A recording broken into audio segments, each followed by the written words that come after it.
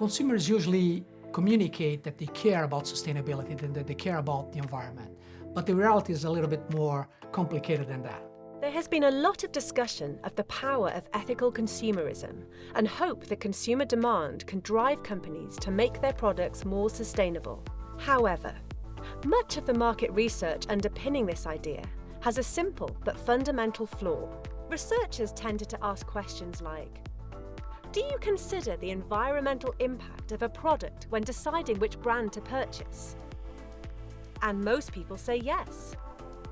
Most people don't want to see themselves as the kind of person who says no to a question like that. But when researchers ask, what kind of things do you consider when you are choosing which product to buy? Very few people say sustainability. What we observe is that they care a lot about the traditional issues that they've usually cared about. They care about price, they care about convenience, they care about perceived quality. If this is positively correlated with sustainability, great, but sometimes they are not. Sometimes the sustainable product actually turns out to be more expensive, it turns out to be not as convenient, and that's where the challenges arise, and that's where we, as in sustainable marketing, sustainable consumption, have to dig deep into trying to understand on how we can persuade consumers and on how we can produce products and services that are going to accommodate the sustainability aspect with all the other aspects that they do care about. Think about electric vehicles. There's been an increase in the sales of electric vehicles, but this increase is not going as fast as we would have liked. And part of the reason is not that consumers care now less about sustainability than they care 2 years ago. What is happening is that these other obstacles that prevent consumers from buying an electric vehicle relative to the conventional one are actually starting to become more and more salient. So for instance, convenience is a major issue. So the number of charging points nearby. If it's not very convenient, that can be a problem. And if you can think about this in several product categories. So for instance, think about single-use versus reused products, or think about product repair versus buying a new product. Repairing a product is certainly much more sustainable than buying a new one, but repairing a product is actually much less convenient than buying a new one. So in general, what we do observe is that there's a niche of consumers, a small segment of consumers that's very sustainability sensitive. These consumers are willing to overcome these barriers to buy the most sustainable option that's out there. But the mainstream is not yet there, and we need to help them out into moving to that direction. So, how can we communicate with customers to drive them towards more sustainable purchasing decisions? One important aspect when you talk about the communication of sustainability are the elements to take into consideration. So the first one is, should I even talk about sustainability, or should I try to sell other attributes that positively correlate with sustainability? By the end of the day, we want consumers to purchase more sustainable products and consume in a more sustainable manner.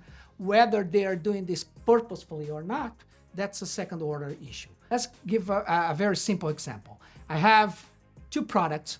One is more sustainable, but also happens to be healthier than the other option. Or instead of highlighting the sustainability, which a significant portion of my consumers are not going to care about, maybe I could highlight the health option associated with it, in which a larger number of consumers may care about. But also, if we go into the direction of trying to capitalize on the sustainability aspect, which elements should we think about? The first thing is be simple. Don't try to communicate things that are too complicated or too technical. The second aspect is about transparency. Be transparent and don't try to oversell it. So be transparent in the sense that whatever you're saying is backed by data. You are able to confirm what you're claiming. Another aspect to take into consideration are the emotionality of this. Which emotions should we take into consideration about this? We can talk about fear and guilt, but not try to exaggerate on this. And along with this, if you communicate negative aspects, also communicate the positive emotions associated with this. So instead of focusing only on guilt, focus also on pride, on the pride of doing the right thing. So what does this mean for the mission to reach net zero? Is not only a demand-side solution. If we wait for consumers to ask for the most sustainable products, we'll be in big trouble. And that's when policymaking and governance play a big role. Can they reduce the much higher price of sustainable products? Can they increase the availability of the sustainable products and the convenience of sustainable products? Can they offer mechanisms for companies to offer more sustainable products in a more competitive manner? So it's a combination of consumer preference, but also governmental interventions and companies' willingness for this change to happen.